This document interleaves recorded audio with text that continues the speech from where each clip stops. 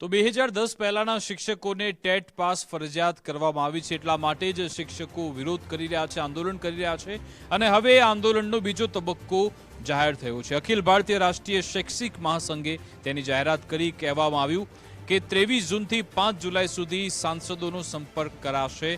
TET મુદ્દે શિક્ષકોના હિત માટે સાંસદોને રજૂઆત કરાશે। લોકસભા રાજ્યસભાના સાંસદો પાસેથી સમર્થન મેળવવામાં આવશે। દેશવ્યાપી અભિયાનમાં શિક્ષકોના હિતની લડતને વધુ વેગ આપવામાં આવશે।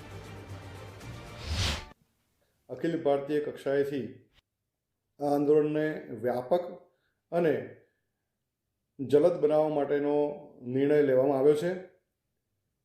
અખિલ ભારતીય રાષ્ટ્રીય શૈક્ષિક મહાસંઘ દ્વારા આગામી 5મી જુલાઈ સુધી સાંસદ સંપર્ક યોજના કરવામાં આવશે।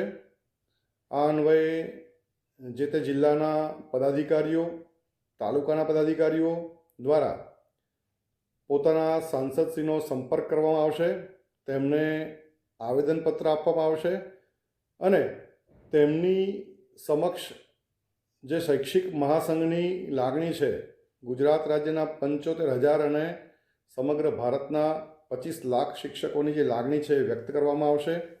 એમની પાસેથી સમર્થન પત્રની માગણી કરવામાં આવશે।